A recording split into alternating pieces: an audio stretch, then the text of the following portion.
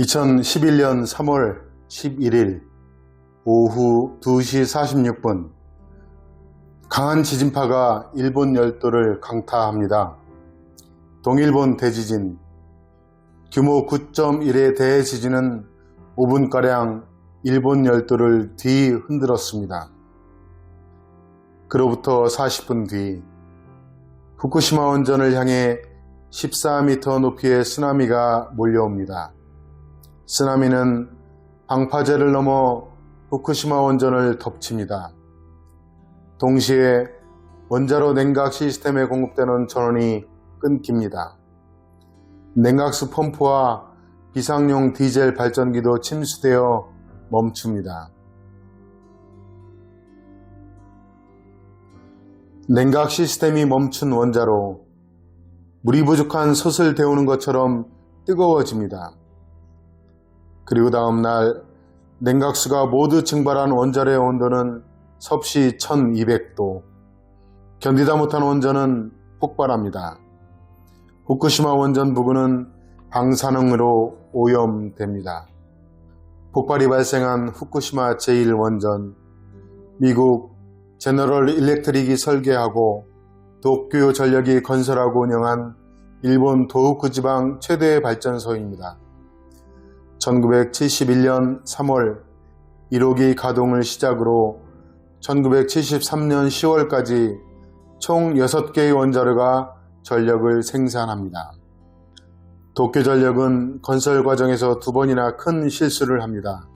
첫 번째로 절벽의 높이를 25m로 낮춘 것입니다. 후쿠시마 제1원전 부지는 당초 해발 35m 절벽 위였습니다.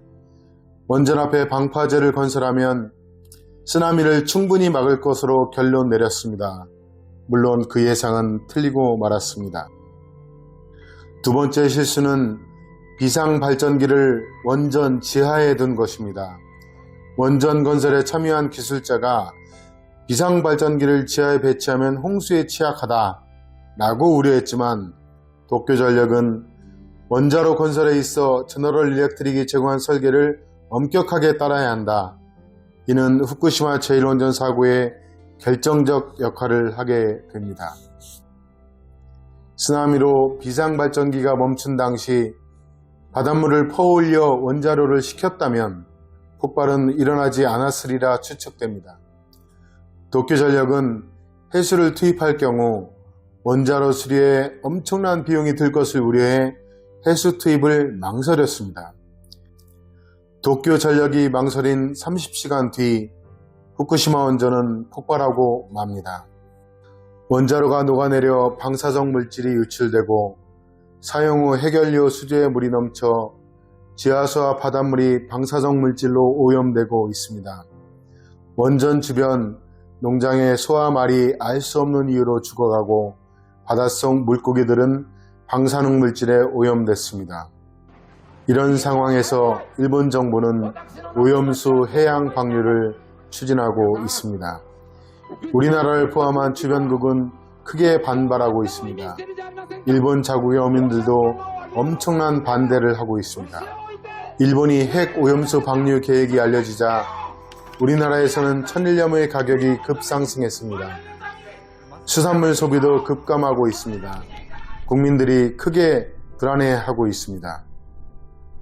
전 세계적 우려를 낳고 있는 일본 정부, 통보하듯 핵 오염수 방류 계획을 발표했습니다. 대한민국 정부의 대처도 너무나 아쉽습니다. 국민들의 불안감 해소를 위해 보다 알기 쉽게 적극적으로 대처해야 했습니다. 아이들 급식 안전도 지켜야 합니다. 우리 학생들의 건강과 학부모 불안을 해소해야 합니다.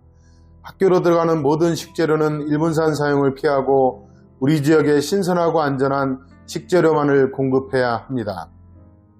현재 천안시 학교급식지원센터 등에서 시행하는 식자재 안전관리를 더욱 강화해야 합니다.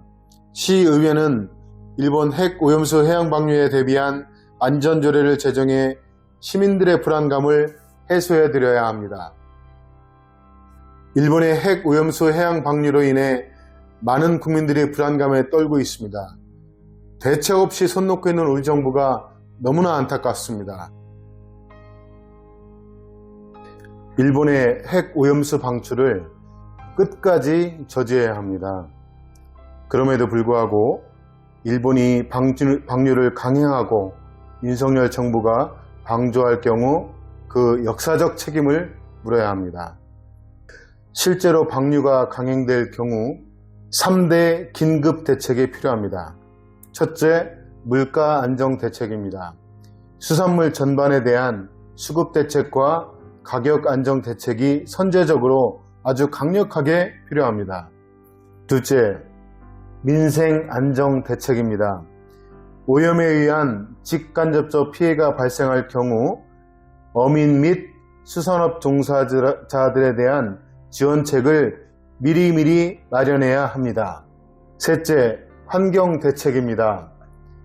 바닷물 오염 여부에 대하여 지속적이고 광범위한 조사가 반드시 필요합니다.